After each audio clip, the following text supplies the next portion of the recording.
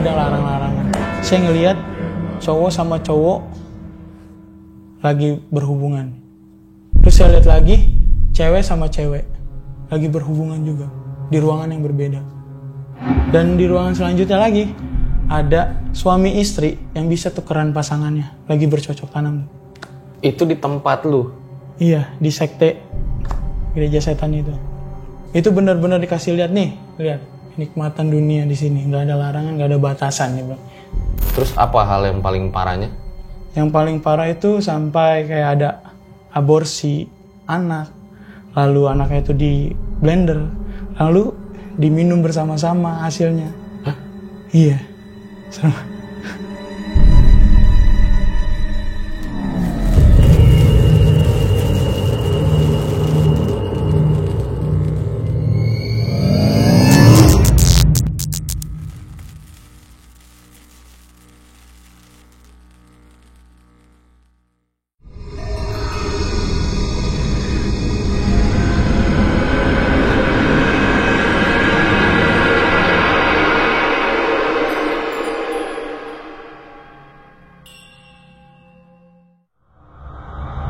Om Mamat, obrolan malam Jumat. Kembali lagi bersama gue Fajar Ditya, kali ini di Om Mamat season 4. Ketakutan terbesar adalah dirimu sendiri.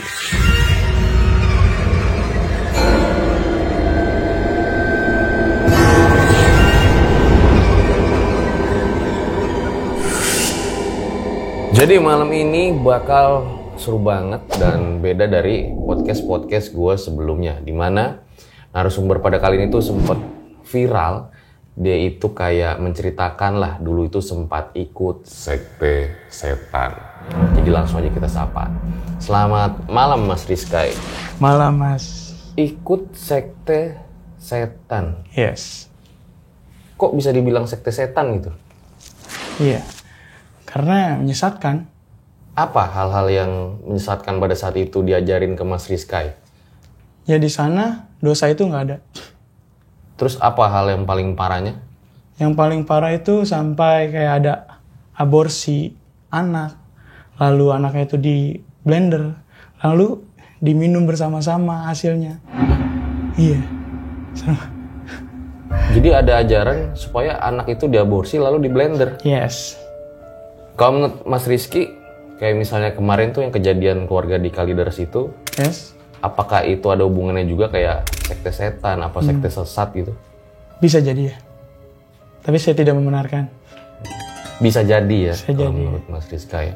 Oke, ditahan dulu ceritanya Mas. Nah, sebelum dimulai kayak biasa, dukung terus konten-konten RJ5 dengan cara komen yang banyak di bawah guys. Iya. Dan gua bakal terus mencari narasumber-narasumber yang punya pengalaman yang tentunya berbeda dari yang lain. Dan nanti juga bakal ada special episode di bulan Desember. Nanti jadi Selasa, Kamis, Sabtu, semuanya full Om Mamat. So, gue rasa langsung saja berikut adalah ceritanya. Amat merah dikeceson merah di perut. Amat merah dikeceson merah di perut. Ya, Mas Rizky, boleh diceritain Ya. awal mulanya kayak gimana? Ya, jadi ini cerita gue di tahun 2018. Dari awal mula, gue dilahirkan di keluarga yang cukup luar biasa, Mas. Cukup luar biasa dengan ibu yang pejuang keras dan ayah cuman sekedar hahaha aja gitu. Menghabiskan uang gitu kan. Dan sampailah di mana hari itu terjadi, ya kan, ayah gue kalah besar judi. Jadi kalah besar dan dia marah. Dan dia marah akhirnya mengusir kita semua dari rumah.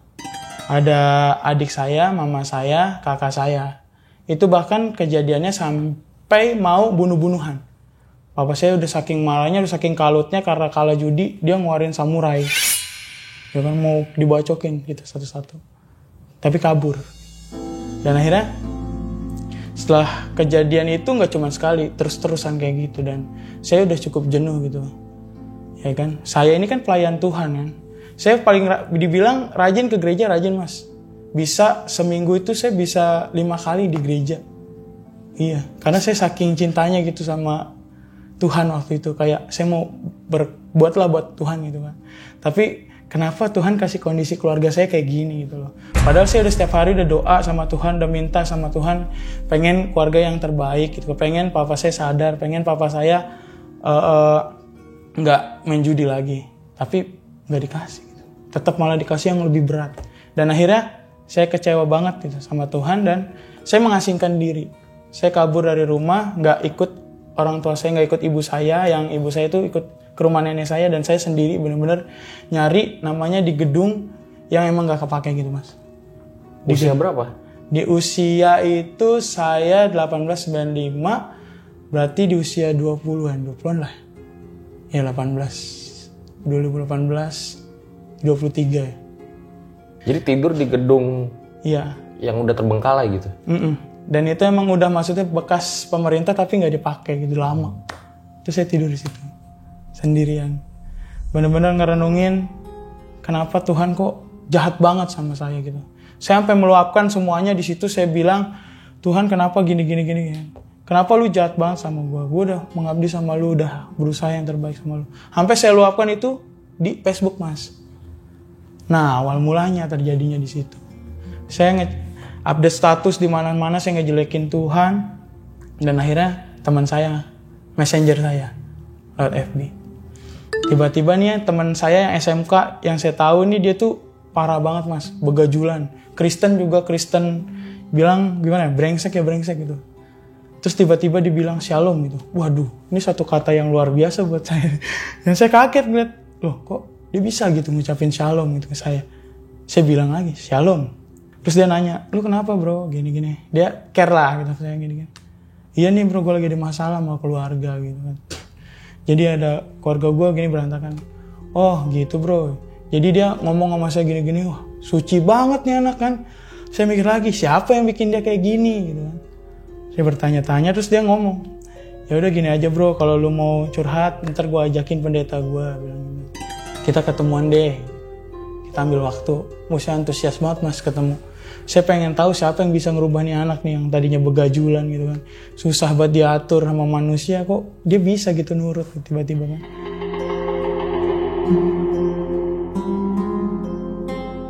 Ya udah, kita nyari waktu ketemu, dan saya datang ketemu dia, pas datang saya rada kaget.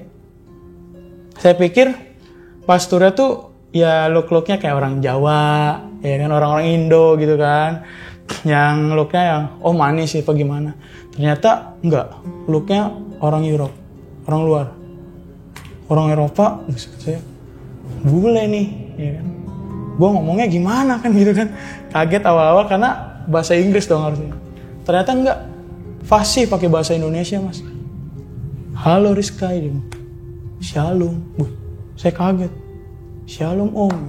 Dan akhirnya di situ singkat cerita saya sharing lah apa yang saya alamin. Dia bilang, oh iya kamu gak boleh kayak gitu, gimana juga itu orang tua kamu. Wah adem banget mas, hati kayak keren banget nih pendeta, pantesan bisa bikin teman saya jadi kayak gini gitu loh, yang tadi ya brengsek. Dan akhirnya tukar-tukaran nomor WhatsApp, ya kan. Setelah pertemuan saya pulang pun gak begitu aja. Jadi pulang pun masih di chat sama dia, Rizky gimana kabarnya, dikasih ayat Alkitab, kamu harus pulang gitu. Sama pendetanya di chat? Yes. Sama si pendeta ini, yang si bule ini. Di chat, ya kan, dibilang kamu harus mengasihi orang tua kamu gitu. Seperti apa yang telah tertulis di Alkitab. Kamu harus pulang. Dari situ saya pulang.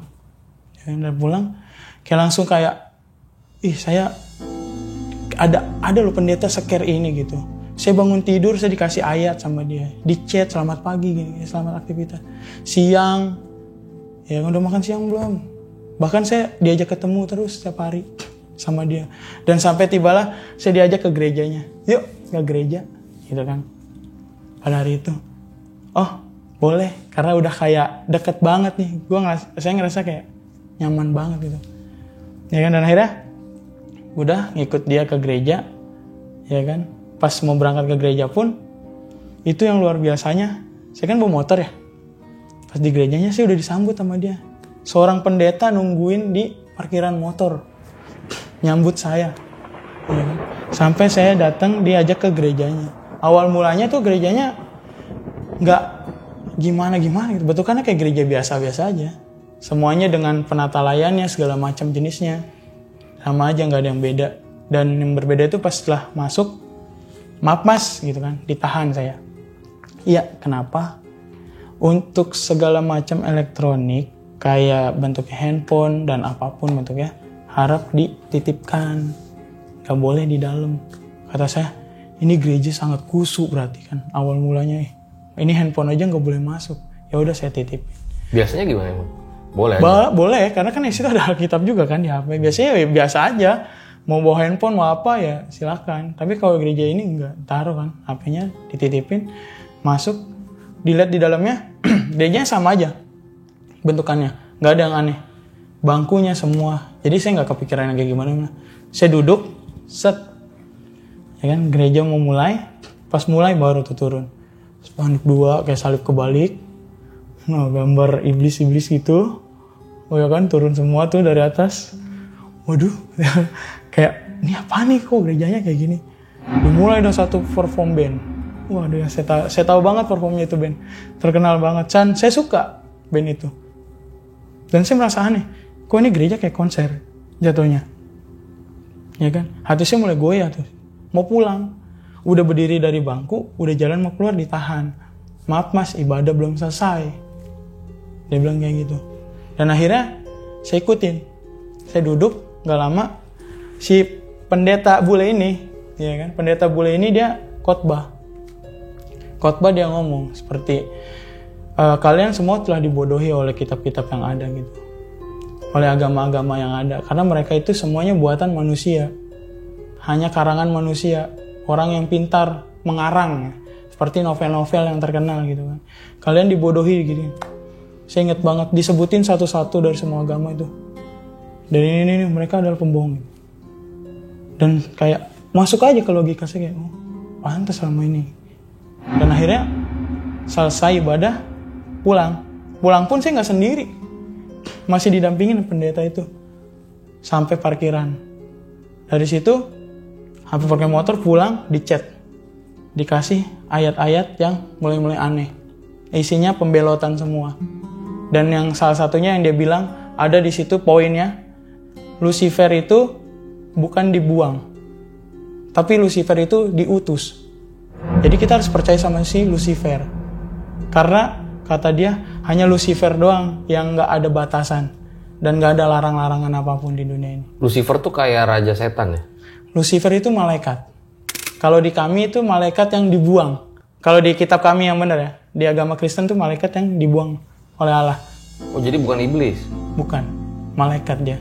Dan di situ kalau kata si pendeta bule yang sesat ini, dia bilang Lucifer itu adalah utusan Allah. Itu kan hal yang kebalik kan. Atau yang dibuang, atau yang diutus kayak gitu. Dan setelah itu kita harus percaya gini-gini, karena di sini hanya kalian mau apa pasti bisa didapetin. Nah itu yang bikin saya ini lagi lebih kayak aduh pengen datang lagi.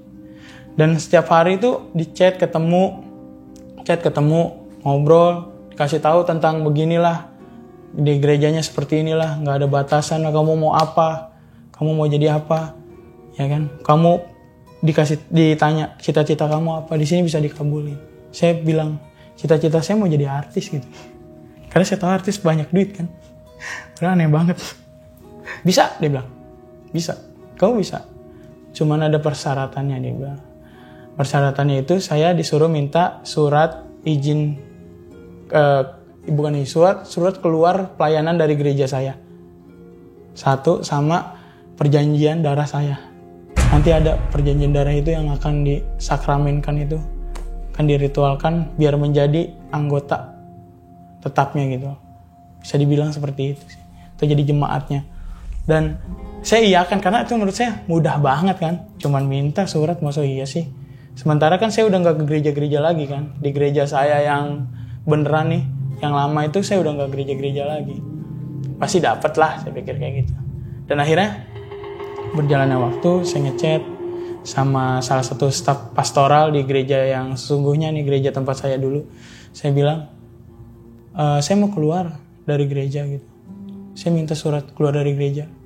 Dia bilang, ya udah ketemu saya dulu. Saya nggak bisa. Saya paling nggak bisa ketemu sama orang-orang gereja itu. Takut. Ada pengalaman-pengalaman yang kurang mengenakan gitu. Jadi saya pas masuk gereja itu, saya punya kayak sesuatu hal yang dibilang kekuatan super ya, kekuatan super lah, magis gitu kayak. Pas ada kunjungan gereja, biasanya kan kami kalau ada jemaat yang gak datang, dikunjungin kan dari gereja yang lama. Nih gereja yang benar, ke rumah, nanya Rizky mana gitu. Oh, gak ada. Saya udah tahu, wah ada orang gereja di rumah. Gitu kan. Pas yang lebih mantepnya lagi itu, pas saya lagi ada di jalan, tinggal berapa blok lagi rumah saya. Nah di situ ada orang gereja. Ada yang bisikin saya, putar balik. Mati saya muter balik. Takut, saya ngindarin langsung, pergi. Bahkan mama saya sampai ngomong, Riz, saya pulang ini, Riz, saya pulang nih, mama digebukin sama papa gini. Saya cuma ngomong, bohong, itu ada orang gereja kan? Saya matiin, bener ada orang gereja. Saya tahu, jadi saya punya insting gitu, kayak kalau ada orang gereja ke rumah, saya pergi gitu. Tiba-tiba kayak ada ngasih tahu saya. Ini setelah lo ikut sekte itu? Iya. Pas lagi ikut sekte itu. Sebelumnya enggak kan? Sebelumnya enggak, sebelumnya biasa aja. Mau ada orang gereja ke rumah, yang nggak tahu, oh iya ada tamu gitu kan. Bisa gitu ya? Nah itu, memang aneh. Gue juga nggak paham lah. Makanya pas setelah itu, ya kan, setelah berjalannya waktu, pulang, ditelepon lah sama pendeta.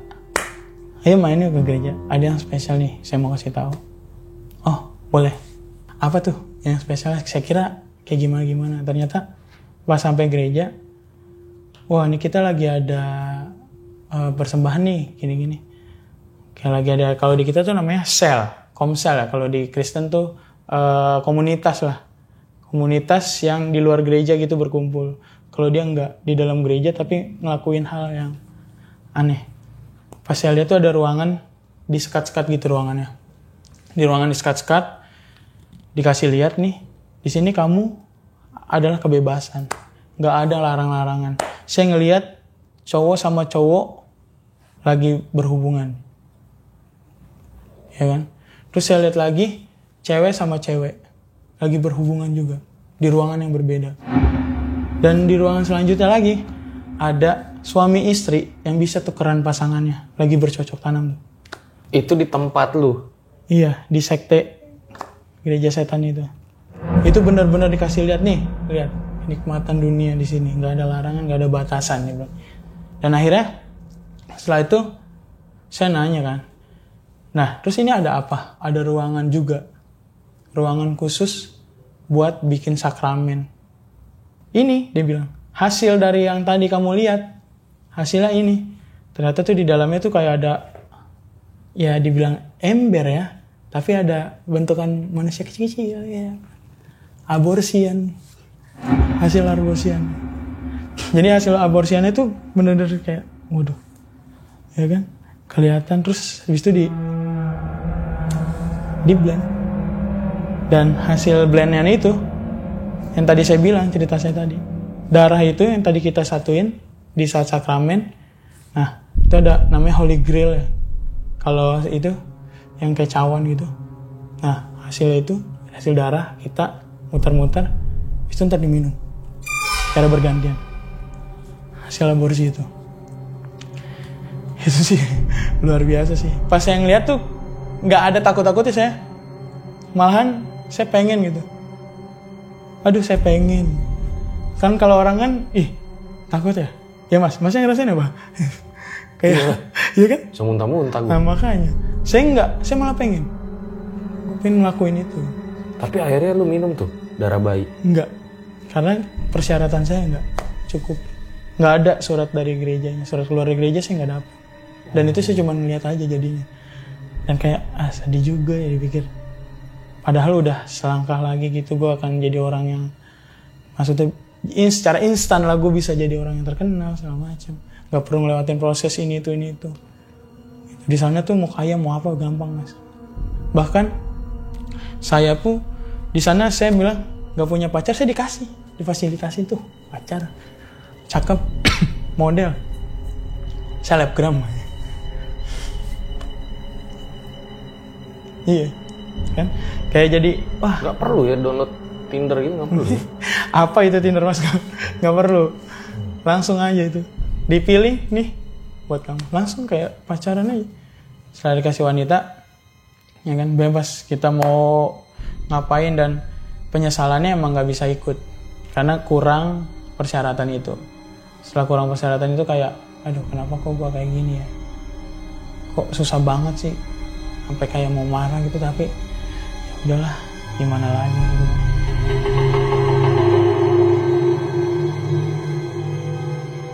Nah sejalannya waktu itu mas, saya pernah bener-bener tuh kayak dari situ udah mulai goyang kan, udah kayak aduh masa nggak ada kesempatan lagi gitu. Dan tiba-tiba tuh di suatu malam bener-bener ini saya ceritain di RJL aja nih, di RJL 5. Jadi tuh saya lagi duduk mas, lagi duduk, terus tiba-tiba kayak gelap, gelap, terus saya ngeliat kayak ada manusia deket banget sama saya segini, manusianya itu luar biasa banget mas. Itu manusia sempurna banget lah menurut saya, ganteng banget, matanya yang bersih gitu, bahkan nggak ada urat-urat merah gitu, nggak ada, putih ya kan, biru matanya mulanya. Terus kayak siapa gitu kan, ini siapa, tanya-tanya siapa, terus dengan bahasanya dia berbicara gitu, tapi menggunakan bahasa mantra gitu mas, bahasa mantra yang bawa apa, cuman nggak bisa saya jelasin bahasa bawa. Aku ini Lucifer, ikutlah aku. Dia nunjukin kalau dia tuh nyata gitu. Aku ini Lucifer, ikutlah denganku.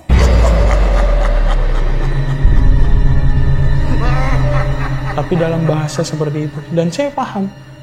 Setelah itu saya lihat, saya detailin semuanya itu, waduh gila, nih orang nggak ada bintik-bintiknya gimana, nggak ada, mulus semuanya. Dan benar-benar kayak, oh berarti saya harus ikut dia, kayak gitu. Jadi makin ketemu di situ. Setelah itu pengalamannya juga, jadi saya bisa ngeliat semua nih mas, bisa ngeliat kayak yang tadinya cuman biasa aja, jadi sih bisa ngeliat kayak ada makhluk apa, makhluk halus, makhluk apa. Loh, setelah ikut sekte setan bisa lihat setan? Iya. Setelah ketemu Lucifer itu saya jadi bisa ngeliat semuanya, maksudnya ada. Apa pertama kali yang dilihat? Pertama kali dilihat tuh apa ya? Kuntilanak. Pas di mana? Pas lagi lewatnya dari motor. Tapi saya biasa aja benar-benar ketemu kuntilanak, ngeliat dia di atas tuh, lagi di jembatan, suatu jembatan, terus ada pohon sebelahnya, pohon cemara gitu, di situ. Jadi saya nggak ada ngerasa takut rasa apa, biasa aja. Malahan saya tantangin, jadi konyol saya, malah saya tantangin, gitu kan. Karena pas setelah itu gue pikir, gue udah ketemu Lucifer gitu kan, gue udah paling kuat lah, ibaratnya dari makhluk-makhluk yang lain. Karena si pendeta itu ngomongnya kayak gitu. Saya nanya, saya ketemu sosok ini, ya di Lucifer. Dia bilang dengan bahasanya, cuman saya lupa bahasa Latinnya, bin apa gitu, saya lupa. Pokoknya dikasih tahu ya itu Lucifer. Kamu sudah ketemu dia dan nggak ada yang harus kamu takutin, kayak gitu. Karena kamu sudah ketemu dia. Bener, saya nggak takut apa-apa. Malah saya jadi ngerasa sombong gitu di atas setan-setan ini. Pas saya lihat. Karena si pendeta itu bilang ya. Bilang, iya. Kayak gitu. Kalau apa namanya mengenai Lucifer tadi. Iya, saya ngelihat kayak orang ya anak kecil, sosok-sosok udah saya lihat semua mas. Kayak udah biasa aja, jadinya nggak kaget. Wah, Kalau gue kan kurang paham nih ya. Jadi kalau Lucifer itu sebenarnya sosok jahat apa baik? Yang benernya? Sebenarnya kalau yang tertulis di Alkitab itu dia sosok yang jahat. Sosok yang menyesatkan. Tapi di sini dibilangnya baik. Baik. Karena emang dia isinya itu dari Alkitabnya juga semuanya dibalik-balik semuanya. Yang benar dibikin salah.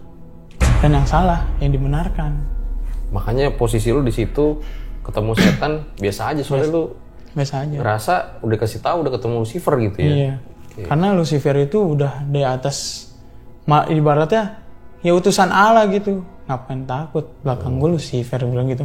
Mikirnya ngapain takut, gue udah ketemu Lucifer, gue ketemu lu pada mah kayak ya kayak gitu.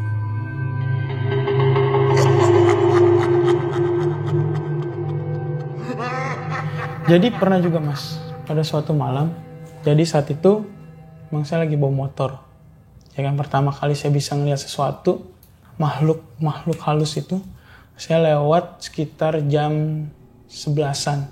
Saya itu pulang habis dari latihan band ya. Saya pulang lewat situ, lewat rel kereta. Terus saya ngeliat ada sosok yang minta tolong. Saya tahu kok tolong kirain saya orang, ya kan, kirain saya orang. Pas dari deket hancur, tolong cariin tangan saya, hilang satu. Ternyata di kuburnya hilang satu, dan sampai sekarang itu belum ketemu dan dia masih minta tolong. Ya, saya mau nolongin gimana kan, saya ngeliatnya kayak kayak gitu, udah jalan. Karena saya ngahin, dia teriak-teriak gitu aja, kedengeran banget sama saya. Itu emang benar-benar gak bisa dilupain sih. Pengalaman pertama tuh, ketemu. Setelah itu ya biasa-biasa aja, ketemu makhluk-makhluk kayak gitu. Jadi mau kayak interaksi apa, ya udah saya cuekin aja. Malah ada lagi juga kayak sosok ibu-ibu berdiri di tengah jalan itu. Berdiri di tengah jalan, minta tolong tali pocongnya yang di badan itu hilang, minta tolong dipasangin, tolong. Tapi saya kayak biasa aja, kayak apa sih gitu kan, ketemu makhluk kayak gitu. Gue udah pernah ketemu rajanya iblis, Lucifer. Biasa aja jadi. Biasa aja ketemunya. Jadi ya setelah itu ya ketemu banyak hal gitu, ya udah kayak udah gak ada yang perlu ditakutin, karena saya juga dikasih tahu ya kan, derajatnya Lucifer tuh jauh di atas sana, dan kita juga lebih tinggi daripada hantu-hantu di bawahnya. Dan saya cerita ke pendeta itu, saya ngomong, saya kenapa bisa kayak gini gitu kok, saya bisa ngelihat. Paling ditanya, itu ngeganggu kamu nggak? Enggak sih, sayanya biasa aja. Berjalannya waktu, nah gue juga pernah ngalamin tuh di perjalanan. Dalam keadaan gue bersama keluarga gue tuh di mobil di suatu jalan tol. Nah ini nggak sengaja ngelihat ada sosok makhluk yang melata gitu, tapi cepet banget, tetek kayak orang, emang badannya orang tapi melata begitu, ya kan, rambutnya panjang kayak nggak pakai baju gitu, lurus, sekelebatan itu. Dan ada juga pengalaman itu lewat mana sosoknya? Lewatin mobil lo? Iya, jadi dia ada di sebelah kiri gitu, cepet saat, terus tiba-tiba hilang gitu. Ada juga pengalaman yang berbeda juga, setelah lewat yang katanya itu dia kuburan massal dulunya di situ. Yang kuburan massal, bener-bener ngeliat tuh, itu bener sosoknya itu kak, aduh ini dia pada nyatu bang, badannya jadi satu. Kayak tangannya ada 3, kepalanya ada 2. Tapi sosok ini ya yang dia merasa masih hidup gitu. Dia merasa masih hidup padahal udah bukan dunianya. Seperti itu pengalaman yang pernah gue rasain selama punya penglihatan. Tapi setelahnya biasa-biasa aja. Iya, udah nggak ketemu lagi hal-hal yang menarik, biasa-biasa aja lah. Semuanya seperti itu sih. Dan berjalannya waktu,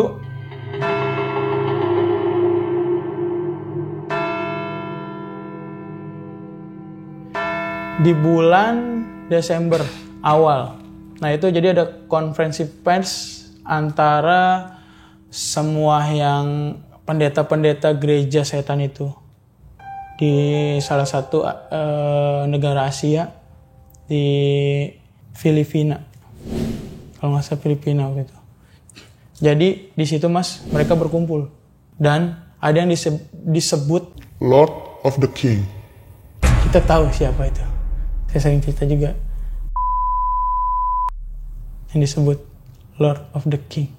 Jadi dia itu setara dengan Yesus, setara dengan Muhammad, setara dengan Dewa Siwa, setara dengan Siddhartha kalau di buminya. Nah yang mereka ini percaya adalah si Seperti itu mas. Kayak nabinya lah gitu. Iya, nabinya. Jadi setelah itu saya ditinggal, lost contact. Udah nggak ada kontak selamat pagi kayak gimana. Bener-bener saya kayak ya udah ngejalanin hari, ya nggak ke gereja, nggak kemana, nggak ke gereja setan itu, ya di rumah aja. Jadi di rumah aja. Setelah itu datanglah nih salah satu orang pendeta saya, pendeta dulu di gereja saya yang sesungguhnya itu datang mas. Saya posisi lagi di kamar dan emang kayak nggak ada insting gitu, udah hilang instingnya. Oh ada ada pendeta loh, ada apa loh. Biasanya kalau ada orang gereja pun saya kalau lagi di rumah jauh-jauh, mereka masih jauh gitu mau ke rumah saya udah tahu, saya udah pasti pergi. Ini enggak. Tiba-tiba masuk kamar saya, dibuka, brek, ketemu sama saya, pendeta saya, ketemu sama saya dan akhirnya saya di situ, ya kan, ditanya kemana, gimana. Dia ngeliat HP saya, isi HP saya tuh udah 666, udah Illuminate isinya, udah apa aja, semuanya tuh udah saya inilah semuanya tentang kesesatan tuh di HP saya udah ada semua tuh. Jadi sampai ke saya punya Satanic Bible-nya dan harusnya tuh bayar dan saya dikasih gratis. Tapi jangan coba-coba cari deh, bahaya. Kayak gitu mas. Dan setelah itu saya didoain dong. Dan itu ada mama saya. Wah, mama saya nangis. Ternyata selama ini dia tahu yang anaknya setiap minggu tuh pergi ke gereja, ternyata gereja setan. Gereja yang sesat. Hancur banget hati mama saya. Dan akhirnya saya didoakan di situ, tapi saya biasa aja. Kayak ngapain sih lu doain gua, nggak mempan gitu kan. Nah, akhirnya didoain, dia pulang. Setelah itu di minggu berikutnya saya inget banget tanggal berapa, tanggal 18 atau tanggal 17 tuh. Ada yang bisa ketemu saya lagi mas, orang gereja. Salah satunya adalah guru sekolah minggu saya. Ini yang mendidik saya nih. Guru sekolah minggu saya dan teman-teman saya. Gereja yang lama. Gereja yang sesungguhnya. Nah ini ketemu. Dan ketemu itu hebat banget kok lu bisa ketemu gua gitu kan. Saya nanya, lu kok bisa ketemu gua? Iya, gua ketemu lu tuh gua gak sembarangan. Gua harus puasa dulu. Gua harus gini dulu. Ternyata emang harus ada kuasa Roh Kudus gitu. Kuasa yang baik baru bisa ketemu saya. Kalau enggak, yang kayak udah-udah gitu. Semuanya mentah. Dan mereka berempat ketemu saya dan akhirnya saya didoakan sama mereka.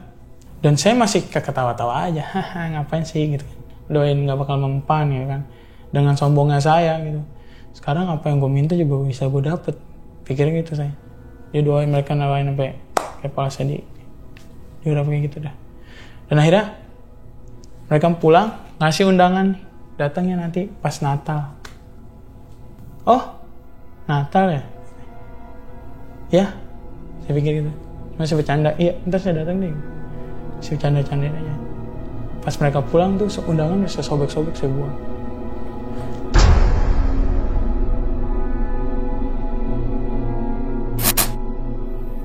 Buat kalian yang punya pengalaman horor nyata, bisa kirim cerita kalian ke email rjl5 atau DM Instagram rjl5.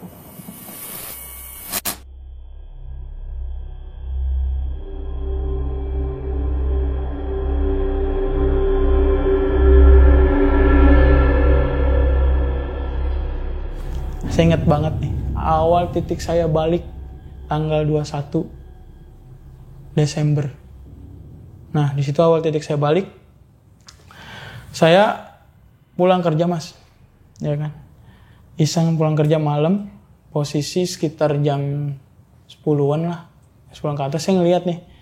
Di atas tuh kayak di langit tuh ada bulan, ya kan? Ada bulan itu terang banget. Terus sebelahnya ada gambar salib. Dengan menyelenehnya saya ngomong gini, kalau benar Tuhan Yesus pengen saya balik lagi ke gereja, ya kan, salib itu yang di pinggir bulan, ketengahin dong. Kalau emang benar lu punya kuasa gitu, kalau emang benar lu pengen gue balik lagi ke gereja, saya ngomong gitu. Dan akhirnya saya pulang kan ke rumah. Sampai rumah, buka gerbang, saya penasaran, lihat ke atas. Saya langsung nunduk ini, Mas. Saya langsung, bener nih, saya mastiin lagi. Ternyata salib itu udah di tengah-tengah bulan, Mas. Dan saya masih, itu mah paling angin gitu kan, kumpulan awan biasa. Aneh. Tutup pintu, masuk ke kamar. Masuk ke kamar, saya iseng nih kan, buka TV, nonton TV. Pas nonton TV, adalah kejadian tragedi tsunami. Saya matiin TV langsung kan. Wah, apaan nih? Kok gini? Buka TV langsung kayak tragedi tsunami gitu kan. Saya matiin. Setelah itu, buka laptop. Iseng kan nih laptop, udah lama banget nggak dibuka. Setelah saya buka itu dulu, pas masih di sekte setan tuh udah saya hapusin. Udah saya install ulang, udah hilang lah semuanya. Nah pas saya buka, karena kan laptop saya tuh yang tahu cuma saya pribadi. Saya buka, tes pakai password, langsung muncul gambar depan tuh Tuhan Yesus lagi megang domba gini, Mas. Lagi megang anak domba. Wih, saya kaget. Apaan nih gitu sih kan. Saya matiin tuh. Saya close, saya bisa close, pencet karena panik. Mungkin itu yang gak kehapus, pikir saya gitu kan. Yang ada di Recycle Bin. Dan akhirnya cari di tempat download, ya kan. Ini ada file yang aneh menurut saya. Ini file saya gak pernah download. Ini file apa ya gitu kan. Saya coba play, Mas. Ternyata audio, isi lagunya, lagu Hillsong, judulnya The Creed. I believe in God, oh Father, I believe in Christ the Son, kayak gitu. Kalau di kita tuh kayak ini, Mas, kepercayaannya Tritunggal gitu. Iya, seperti itu. Pernah dengar kan? Pernah. Iya, pernah dengar kan Tritunggal itu. Nah, kayak gitu. Lagunya tentang itu, tentang kepercayaan kita sama Tuhan, sama Allah, gitu. Jadi di situ Mas Rizka itu kayak mulai sadar gitu ya? Iya, sadar sih enggak, cuman kayak nangis ser gitu. Tiba-tiba air mata keluar sendiri, Mas, ini kenapa nih gua sampai kayak gitu? Kenapa nih?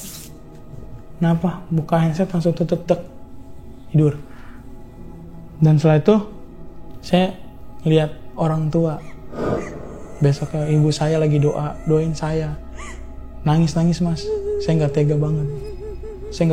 Dan akhirnya saya mutusin untuk ke gereja lagi. Dan nggak segampang itu, Mas, saya ke gereja. Nggak langsung saya ke gereja saya yang bener, terus saya balik lagi, nggak. Itu kejadian pas saya balik ke gereja Natal. Saya sampai nggak tahu, Mas. Saya itu dari kecil sampai dewasa itu pasti tahu lagu Natal itu aja. Nah di momen itu saya nggak tahu. Saya ngeblank. Ini lagu apa ya? Saya datang kayak tamu. Apa nih? Lagi ngapain sih? Gitu. Saya sampai nanya saudara saya, yakin lu nggak tahu? Gitu. Ini kan lagu gereja, lagu yang sering kita nyanyi. Nggak tahu. Gue nggak tahu ini lagu apa. Serius? Iya, serius. Nggak tahu gue. Dan setelah itu udah pulang. Dan saya mulai ikuti ibadah tuh, Mas. Mulai ikuti ibadah kayak ibadah pertama saya ibadah remaja, youth namanya. Ibadah kaum muda, saya ikut. Dan setelah ikut, itu lagu dulu pernah saya mainin karena saya kan pelayan dulu di situ. Harusnya saya tahu banget tuh lagu kesukaan saya banget emang.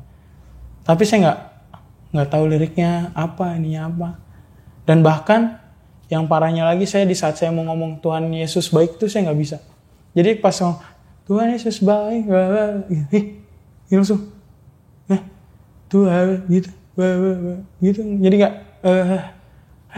nggak bisa, kayak saya udah berusaha kayak Tuhan Yesus, kaku mulut tuh kayak nggak bisa. Ini kenapa nih gitu kan? Kenapa nih? Kok gua kayak gini gitu kan? Terus mau ngangkat tangan aja mau nyembah Tuhan kayak langsung di belakang tuh kayak ada yang nyekap keras gini. Tadi tangan saya begini aja. Gitu. Gak bisa sakit gitu. Sampai saya nggak lakuin itu. Terus saya nanya sama pendeta saya, namanya Pastor Jeffrey. Dia itu salah satu pendeta saya yang nggak ngasih saya surat keluar tadi dari gereja itu. Nah, dia orangnya. Dan setelah itu, saya ngomong, saya cerita. Pas saya mau cerita sama dia tuh saya ada yang nekan, Mas ini. Kok saya gitu, kayak ada nyekek. Ayo lo gitu. Ayo lawan katanya. Ayo lawan Ki, jangan di itu lawan. Ya kok ada saya muntah-muntah depan dia, Mas. Wah sakit banget. Udah nanti kamu tenang gini. Dan akhirnya saya dikasih lagu-lagu nih, lagu gereja dari dia. Nih Ki, jadi kita akan melakukan tindakan pelepasan, dan emang saya minta karena saya ngerasa aneh gitu, tubuh saya tuh aneh ya kan, kayak ada sesuatu hal yang masih ngeganjel walaupun saya udah lepas dari situ, udah nggak ke situ-situ lagi, nggak ke sekte setan itu. Kenapa kok lu nggak ke sekte setan itu lagi? Karena udah nggak ada kontak lagi. Nggak dikontak? Nggak dikontak. Tapi lu coba ngontek? Nggak. Kenapa? Karena ya itu udah disusupin itu duluan, dan di kontak juga udah nggak bakal bisa. Maksudnya saya juga nggak ngerti kenapa nggak ada pikiran ngontek gitu kan. Nggak ngerti kan, karena kayak saya yang biasanya di kontak gitu kan, ya saya orangnya mungkin kayak gitu ya kan. Dan setelah itu saya berusaha dikasih nih lagu gereja gitu kan, coba didengerin Alkitab, coba dibaca sebelum kita nanti melakukan pelepasan. Karena kalau pelepasan tuh mas kayak di apa sih? Di agama Islam ruqyah kali. Ya betul, di ruqyah kayak gitu, dibersihkan lah gitu dari segala macam yang kotor, yang nggak baik.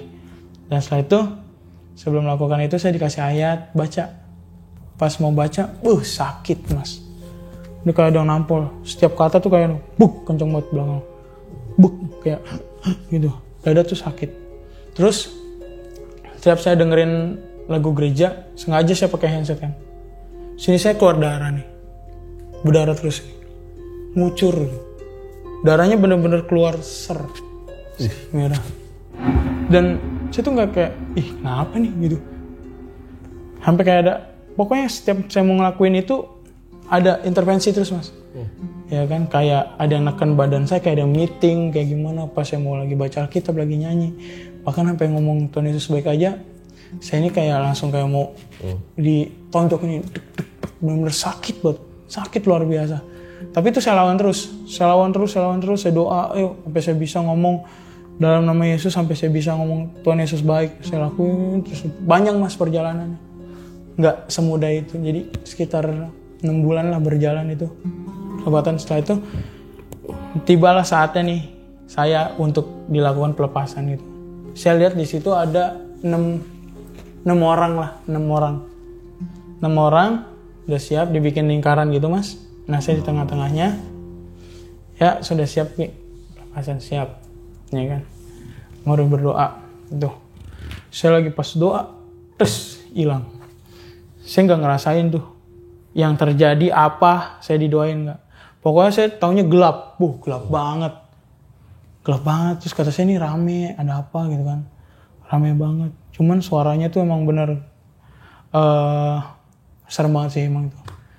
Serem banget suaranya, kayak ada aungan apa gitu mas. Kayak bukan binatang sih, kayak lebih apa gitu. Dilihatnya ya mungkin bangsa iblis-iblis ini ya. Pas saya lihat emang situ kayak lagi ada ditarik mas. Saya ditarik gitu, kiri kanan gitu, tarik.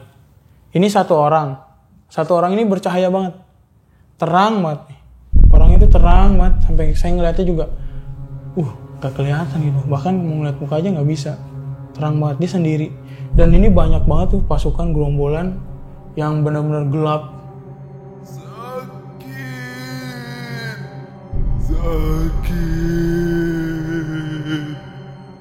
Gelap banget, itu serem-serem banget, kelihatan banget. Jadi nggak dibilang iblis tuh bukan yang kayak di film-film sih mas, lebih serem lagi gitu. Dia tuh nggak ada sama sekali celah darah atau gimana, benar-benar rapat nih kulit. Matanya yang sangat-sangat luar biasa, itu yang saya takutin emang. Itu takut, serem banget. Jadi tarik-tarikan gitu, sakit banget. Saya sakit. Ditarik gitu dan pada akhirnya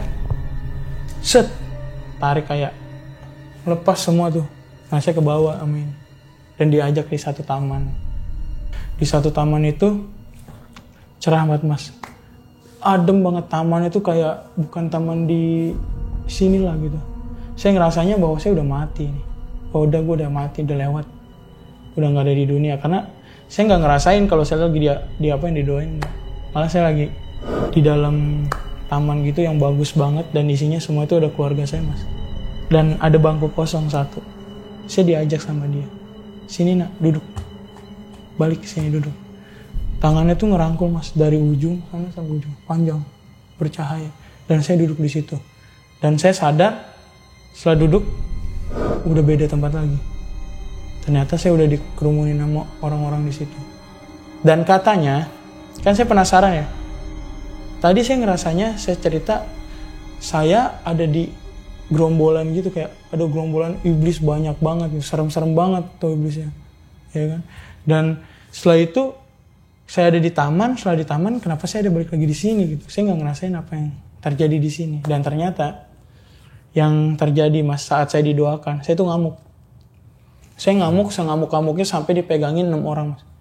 Pegangin nih tangan saya. Jadi saya ini aja yang dipegangin katanya masih bisa ngamuk kayak. Itu yang terjadi. Dan emang Teriak-teriak nih? iya, teriak-teriak dan Teriak apa? Dibilang saya. sakit ngomongnya, sakit. Bukan BBM naik. Terus lalu? Bukan, jadi kayaknya sakit gitu. Terus ditanya sakit apanya gitu kan. Nggak sakit. Dan saya nggak sadar, saya nggak tahu, saya nggak ngomong apa-apa, saya pikir gitu kan. Yang saya rasain cuma itu. Dan akhirnya ya, saya ada sampai sekarang. Gitu. Puji Tuhan. Itu kisah saya mas. Dan setelah itu juga, di saat saya mikir kak, ini kok saya masih bisa ngelihat sesuatu gitu kan. Dan emang kejadian juga orang tua saya meninggal kan, ibu saya meninggal. Terus setelah 100 hari itu, saya tuh emang benar-benar kayak, waduh kangen banget gitu, butuh banget sosok mama. Dan kata orang tuh, katanya kalau belum beberapa tahun masih ada di kuburan gitu. Dan saya cuma memastikan sih mas sebenarnya. Saya datang ke kuburan sekitar jam 3 pagi. Jam 3 pagi saya datang ke kuburan itu, ya kan, niat emang bener cuman pengen ketemu, bener gak sih sosok mama masih ada di sana gitu. Pas sampai sana, sampai kuburan mama saya jam 3 pagi, ternyata gak ada mas. Gak ada, yang saya cari tuh gak ada, malah saya ketemu yang lain-lain. Banyak kayak, ada hantu roh kayak korban pesugihan, ada juga hantu-hantu yang roh-roh yang mungkin nggak ditelantarkan lah gitu. Ada yang kurang, ada yang belum minta maaf sama dia. Itu banyak banget sih, masih banyak. Kayak gimana penampakan yang dilihat? Penampakannya kayak ada ibu-ibu, sosok ibu-ibu, nenek-nenek. Terus ada yang korban, kalau korban pesugihan tuh kayak cacat gitu mas. Sebenarnya dia nggak cacat, tapi kayak jadinya ngesot begitu. Kayak begitu sih banyak. Dan setelah itu ya itu bukan tujuan saya sebenarnya. Jadi saya ngeliat kayak, wah ada Mbak Kun juga, Mas Chong juga ada, kayak gitu sih. Setelah itu ya udah, saya nggak terlalu ini, saya pulang karena tujuan saya benar-benar pengen ketemu mama saya gitu. Dan di rumah pun yang katanya 1 hari itu masih ada di rumah, ternyata nggak benar-benar, saya nggak ketemu gitu, kayak gitu sih. Jadi setelah itu berarti udah nggak pernah berhubungan lagi ya? Enggak, sama udah nggak ada hal-hal sekte itu ya? Udah nggak ada hubungan sama sekte itu sampai sekarang juga. Ya itu yang masih tertinggal ya. Jadi bisa ngelihat malu-malu halus gitu. Oke, nanti bakal banyak pertanyaan di closing.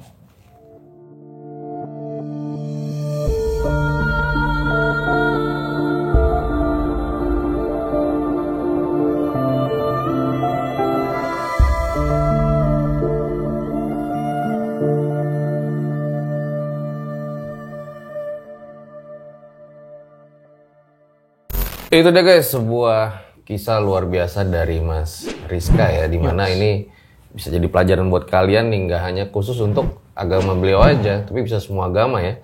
Ketika ada yang mulai ngajarin kok kayaknya nggak kayak seperti biasa kita gitu, atau kita agak ragu, mungkin bisa tanya ke orang-orang terdekat kita ya. Nah, Mas Rizka, ini gue mau nanya sama lu nih, kenapa pada akhirnya lu menceritakan pengalaman lu ini gitu? Karena nanti kan pasti ada pandangan nih ya. Betul.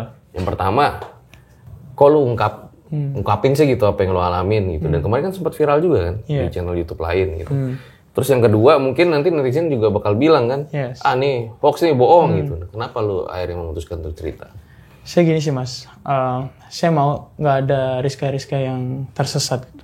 Nggak mau kayak ada anak muda yang gampang mindsetnya tuh gampang ditarik dalam kesesatan itu karena cuman harta, cuman apa gitu.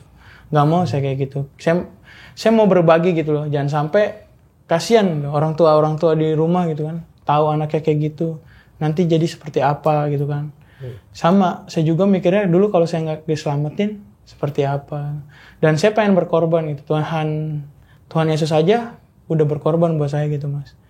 Dia berani dicambuk, diludahi, bahkan dilempar kotoran segala macam, ya kan, mengkul salib. Maksudnya saya cuma hal kayak gini aja memberitakan bahwa anak-anak muda tuh jangan sampai tersesat gitu. Apapun itu resikonya. Ya apapun itu resikonya ya udah saya terima sekarang. Tapi yang lu tahu Mas Rizky pada saat ikut sekte sesat itu ada hal lain nggak? Kayak misalnya tindakan-tindakan yang nggak logis gitu. Oh ada. Jadi tindakannya itu namanya arisan jiwa. Arisan jiwa itu dia benar-benar mempertaruhkan jiwanya gitu. Jadi misalkan contoh nih mas sama saya, ya kan, sudah terkenal gitu kan, kita udah jadi satu partner. Nah di salah satu kita harus ada yang mati nanti. Nah siapa itu orangnya dipilih. Tapi setelah nanti dipilih keluar, misalkan namanya saya harus mati duluan. Nah nanti saya dikasih deh mas, apa yang kamu mau di dunia ini, ya kan? Disuplai terus, kenikmatan apa terus, sampai kita benar-benar udah cukup, ya udah. Oke, jadi mungkin motifnya itu memang ada kenikmatan duniawi yang ditawarkan ya. Seperti itu, jadi dosa itu nggak ada emang di sana. Parah emang, ngaco. Terus tadi kok ada Illuminati itu apa? Illuminati itu kayak di sana sih kayak ini sih mas bentuknya. Simbol dari mereka sih. Mereka mengklaim itu ya. Mereka yang mengklaim. Karena simbol mereka seperti itu. Ada yang beberapa pakai Illuminate untuk menutup cheat, apalah di tubuhnya dan segala macam. Mungkin nggak semua ya. Mungkin ada yang nggak tahu, gitu kan. Tapi jangan sampai nyangka orang, oh ini yang tatonya Illuminate, dia sekte setan gitu. Jangan kayak gitu. Maksudnya kita akan tahu kebenarannya akan terungkap nanti juga. Oke deh, thank you Mas Rizky ya. Siap. Udah bercerita pada kali ini di RJ5. Ambil baiknya, buang buruknya. Dengan ada kisah-kisah seperti ini, jangan malah menjadikan kalian takut. Akan tetapi kalian semakin yakin dan percaya dengan kebesarannya. Nah, gue Fajar Aditya sebagai inspektor tragedi akan menyimpulkan kisah pada kali ini. Wah, gila sih. Oke, gue rasa cukup demikian episode pada kali ini. Gue Fajar Aditya, RJ5 undur diri. Ciao.